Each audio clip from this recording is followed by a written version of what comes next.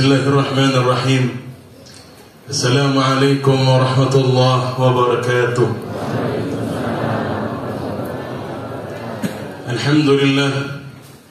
Alhamdulillahil malikil hannanil mannan alladhi syarafana wa ja'alana min ummati sayyidina Muhammadin sayyidil akwan.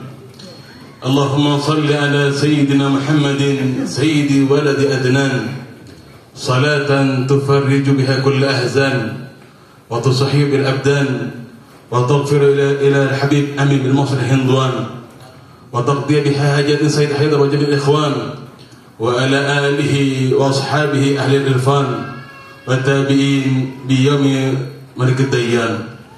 Subhanaka la ilma lana illa ma 'allamtana innaka antal alimul hakim wa tub alaina innaka at-tawwabur rahim. La hawla wa la quwata illa billahil 'aliyyil 'azim. Ikhwan akhwat rahimakumullah, bersyukur kita kepada Allah Subhanahu wa taala atas segala nikmat yang Allah berikan kepada kita.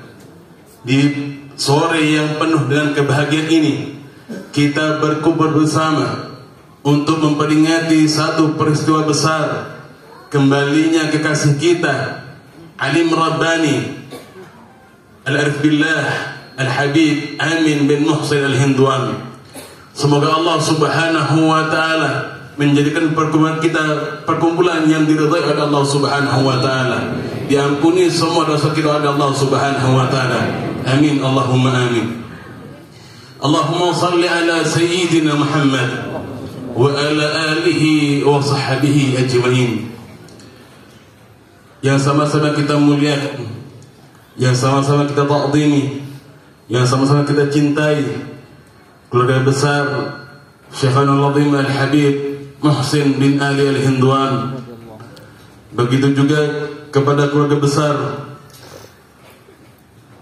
Al-Habib Amin bin Muhsin Al-Hindwan, wabil khusus akhirul kiram Mudil Ma'had Makiram Al-Akhlaq Al-Habib Ali Hilmi Farmadi. Semoga Allah Subhanahu wa taala panjangkan umur beliau. Semoga Allah Subhanahu wa taala angkat derajat beliau. Semoga Allah Subhanahu wa taala sehatkan beliau. Semoga Allah Subhanahu wa taala mengabulkan semua hajat-hajatnya dan beliau menjadi panutan kita untuk berjalan kepada Allah Subhanahu wa taala. Begitu juga kepada akhirul kiram Al-Habib Nizal bin Husni Al-Idrus. Begitu juga kepada guru kita Ustaz Jalal. Semoga Allah panjangkan beliau semuanya. Allah angkat derajat beliau semuanya. Allah berikan yang terbaik untuk beliau semuanya. Amin Allahumma amin. Ikhwan akhwat rahimani rahimakumullah. Di sore yang bahagia ini, kita berkumpul bersama memperingati satu peristiwa besar, kembalinya kekasih Allah Subhanahu wa taala yang begitu kita cintai, yang begitu kita sayangi, Al-Arif Billah Al-Habib Amin bin Muhsin Al-Hindwan. Hadirin hadirat ikhwan akhwat yang dimuliakan oleh Allah, ketika Allah Subhanahu wa taala menciptakan kekasihnya baginda Rasul sallallahu alaihi wasallam dalam bentuk cahaya, maka Allah Subhanahu wa taala menciptakan beberapa makhluk. Di antara makhluk yang diciptakan oleh Allah, di antaranya adalah arsy-Nya Allah. Yang kedua adalah al-kursi, singgasana Allah Subhanahu wa taala. Yang ketiga adalah kalam. Maka Allah Subhanahu wa taala berfirman kepada kalam, wahai kalam, uktub, tulislah sebuah tulisan yang aku perintahkan kepadamu. Maka Allah Subhanahu wa taala berfirman, tulislah kalimat la ilaha illallah Muhammadur Rasulullah. Maka kalam bertanya kepada Allah Subhanahu wa taala, ya Allah, bila aku akan menulis namamu, maka aku akan mengerjakannya ya Rabb. Namun ketika engkau menyuruhku menulis nama Muhammad, siapa itu Muhammad ya Rabb? Maka Allah Subhanahu wa taala murka kepada kalam. Allah berfirman, wahai kalam, ta'adab, beradablah engkau dengan nama yang mana nama tersebut aku menciptakan engkau. Maka bergetar kalam saat menulis kalimat la ilaha illallah. Ketika akan menulis nama Muhammad Rasulullah, maka bergetar kalam. Hati-hati wahai kalam ketika engkau ingin menulis nama kekasihku. Maka karena itu Allah subhanahu wa ta'ala memerintahkan kepada kalam untuk menulis semua apa yang menjadi kewajiban kita. Takdirnya kita diperintah oleh Allah kepada kalam untuk menulis semuanya. Nasibnya kita, rezekinya kita, jodohnya kita, semua takdir telah ditulis oleh Allah melalui makhluknya yang bernama kalam. Alhamdulillah, makhluk Allah yang bernama kalam menulis nama-nama kita menjadi murid dari orang yang kenal kepada Allah, orang yang telah sampai kepada Allah subhanahu wa ta'ala, orang yang telah mendapatkan, bahkan kekasih kita, guru kita mengatakan bahwa beliau termasuk juga dalam golongan orang-orang yang pernah dipanggil ya waladi oleh baginda Rasul sallallahu alaihi wasallam. Beruntung kita menjadi murid dari Al-Habib Amin bin Muhsin Al-Hindwan. Ikhwan akhwat rahimani wa rahimakumullah. Apa sih yang pernah diajarkan oleh Al-Habib Amin bin Muhsin Al-Hindwan? Al-Habib Amin bin Muhsin Al-Hindwan pernah mengajarkan kepada kita. Kata Al-Habib Amin bin Muhsin Al-Hindwan, alim Rabbani mengatakan kepada kita, ada tanda-tanda orang yang bila dia berzikir menyebut nama Allah, dia tidak merasakan nikmat. Dia berzikir kepada Allah subhanahu wa ta'ala, tapi dia tidak sedikit pun mendapatkan nikmat. Mungkin beberapa tanda yang akan saya sebutkan ada pada diri kita. Kalau seandainya ada pada diri kita, kenapa Habib setiap saya menyebut nama Allah, berzikir menyebut nama Allah subhanahu wa ta'ala, tidak ada perasaan nikmat di hati saya? Ketika saya sholat menghadap kepada Allah, Habib, tidak ada nikmat di hati saya. Kenapa wahai Habib? Mungkin ini jawaban dari Al-Habib Amin bin Muhsin Al-Hindwan diajarkan kepada kita. Kata guru kita mengatakan, di antara orang-orang yang berzikir, orang-orang yang menyebut nama Allah subhanahu wa ta'ala, dia tidak bisa merasakan nikmat. Di antaranya orang tersebut sering melakukan maksiat kepada Allah subhanahu wa ta'ala. Kita hitung berapa banyak kita berdosa kepada Allah, berapa banyak maksiat yang kita lakukan kepada Allah subhanahu wa ta'ala. Jika kita mengira begitu banyaknya kesalahan yang kita lakukan kepada Allah subhanahu wa ta'ala, maka tidak ada kenikmatan saat kita menyebut nama Allah subhanahu wa ta'ala. Habib, lalu bagaimana caranya kami, Habib, beristighfar kepada Allah subhanahu wa ta'ala? Dalam satu riwayat disebutkan ada seorang sahabat yang datang kepada baginda Rasul sallallahu alaihi wasallam. Sahabat tersebut datang kepada baginda Rasul dalam keadaan tertunduk dan menangis di pangkuan baginda Rasul sallallahu alaihi wasallam. Maka baginda Rasul bertanya, ya Rasulullah, wahai sahabatku, apa yang terjadi kepadamu? Kenapa engkau menangis? Sahabat tersebut berkata kepada Rasulullah, ya Rasulullah, aku berdosa kepada Allah subhanahu wa ta'ala. Maka baginda Rasul sallallahu alaihi wasallam bertanya kepada sahabat tersebut, wahai sahabatku, lebih besar mana dosamu ketimbang bumi Allah subhanahu wa ta'ala? Kata sahabat tersebut, ya Rasulullah, lebih besar dosaku ya Rasulullah ketimbang dunia ini. Lagi-lagi oleh baginda Rasul, besar mana dosamu ketimbang langitnya Allah subhanahu wa ta'ala? Lebih banyak dosaku ya Rasulullah. Lebih banyak mana, lebih luas mana arsy-Nya Allah ketimbang dosamu? Tertunduk sahabat ini mengatakan, lebih besar dosaku ya Rasulullah. Kemudian baginda Rasul bertanya kepada sahabat tersebut, wahai sahabatku, lebih besar mana dosamu atau ampunan Allah Subhanahu wa taala? Tertunduk malu di hadapan baginda Rasul sallallahu alaihi wasallam. Maka sahabat tersebut mengatakan, "Ya Rasulullah, lebih besar ampunan Allah ketimbang dosaku. Allah memiliki lautan ampunan, sedangkan dosaku setitik dibandingkan dengan ampunan Allah Subhanahu wa taala." Oleh karenanya, bila kita bermaksiat kepada Allah Subhanahu wa taala, segeralah minta ampunan kepada Allah Subhanahu wa taala. Sahabat bertanya kepada baginda Rasul, "Ya Rasulullah, sampai batas mana bila kami berdosa, kemudian kami bertaubat, dosa lagi, taubat lagi, dosa lagi, taubat lagi, sampai mana batas kami ya Rasulullah?" Kata baginda Rasul sallallahu alaihi wasallam, "Sampai engkau tidak mau bertaubat lagi kepada Allah Subhanahu wa taala, Allah tidak akan mengampuni dosamu." Cuma pertanyaan pada diri kita, apakah kita yakin saat kita berdosa besok masih hidup? Ataukah kita masih memiliki keyakinan saat kita berdosa Allah masih memanjangkan umur kita? Kalau seandainya Allah masih memberikan umur yang panjang kepada kita, bersyukurlah, karena Allah Subhanahu wa taala akan memasukkan kita ke dalam surganya Allah Subhanahu wa taala.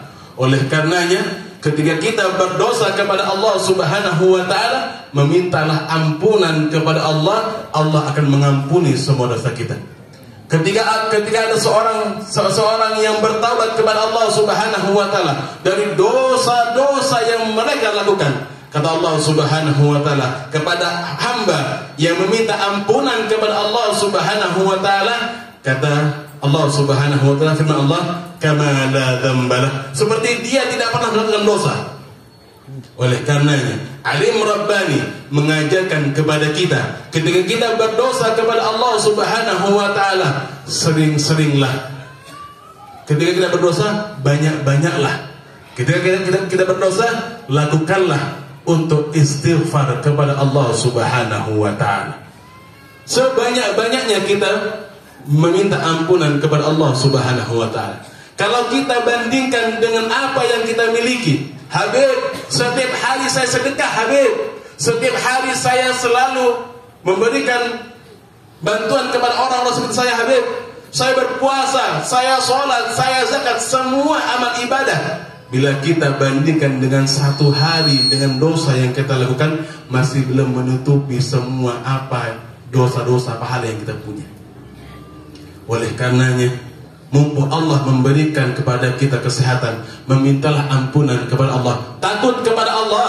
Ketika kita berdosa, kita minta ampunan kepada Allah Subhanahu wa taala, kita digelari oleh Allah Subhanahu wa taala sebagai kekasihnya Allah Subhanahu wa taala. Ikhwan akhwat rahimani wa rahimakumullah. Yang kedua yang disampaikan oleh Alim Rabbani Al-Habib Amin bin Muhsin Al-Hindwan, beliau berkata, orang yang apabila dia berzikir tidak dapat nikmat karena dia tidak pernah berkomunikasi dengan gurunya. Ikhwan akhwat rahimakumullah, antum semuanya adalah murid dari Al-Habib Amin bin Muhsin Al-Hindwan. Tanya di hati antum semuanya, berapa kali dalam satu hari antum menyebut nama guru kita? Berapa kali antum menyebut nama Al-Habib Amin bin Muhsin Al-Hindwan dalam satu harinya? Pernahkah anda menyebutnya? Mungkin di antara kita semuanya mengatakan, Habib, kami menyebut nama guru kami Habib Al-Habib Amin bin Muhsin Al-Hindwan ketika kami berbuat salah, Habib, ketika kami dapat musibah, Habib, ketika kami dapat cobaan, Habib, kami baru menyebut namanya. Akan tetapi ketika kita mendapatkan nikmat, maka kita tidak akan pernah menyebut nama beliau.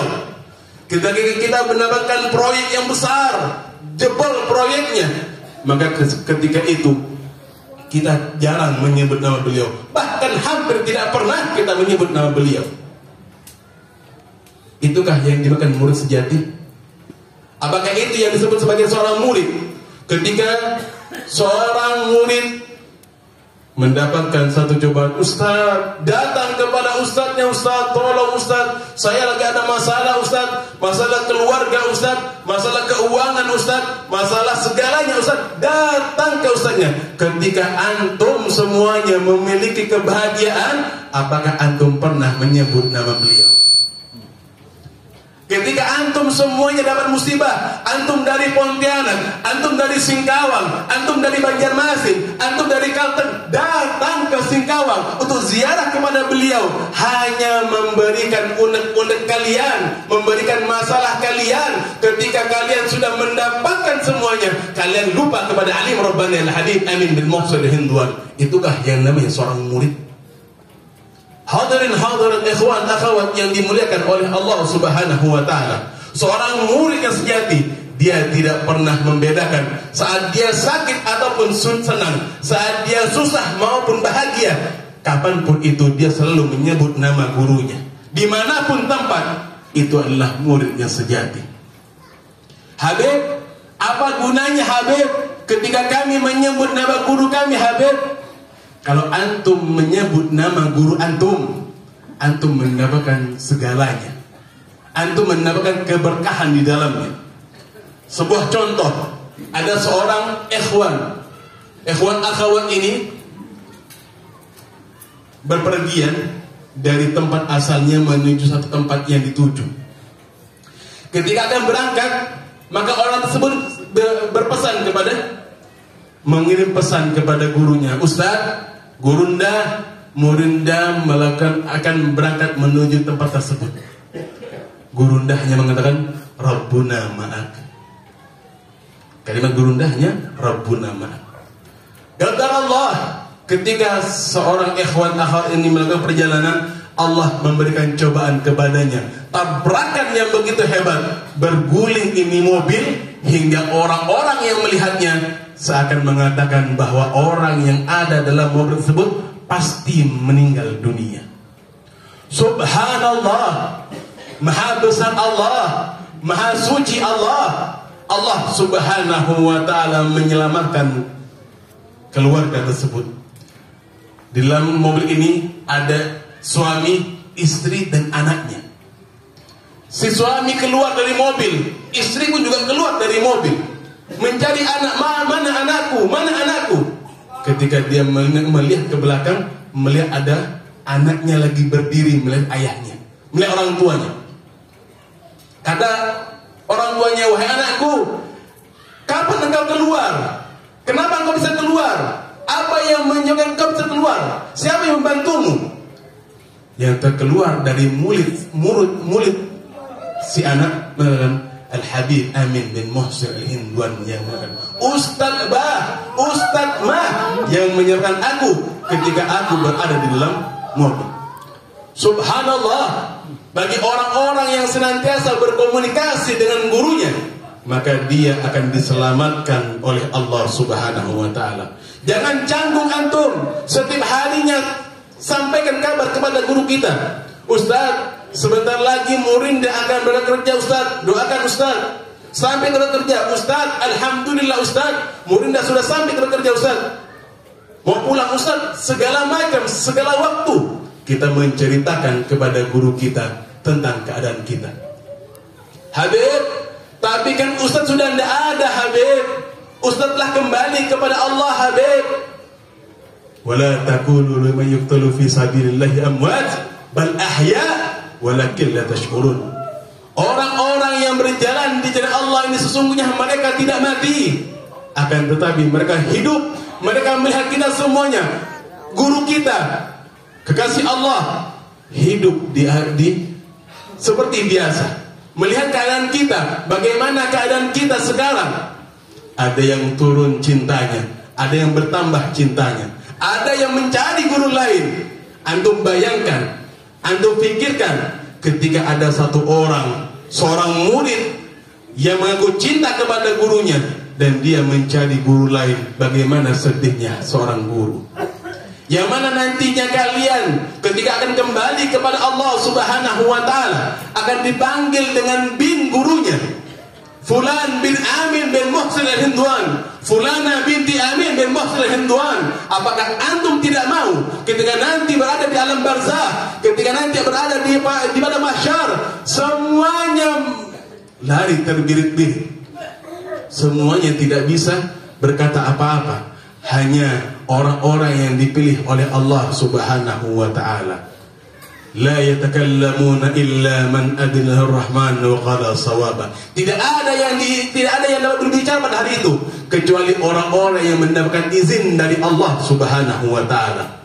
Orang-orang yang kenal kepada Allah diizinkan oleh Allah Subhanahu wa taala untuk memberikan syafaat kepada semua murid-muridnya.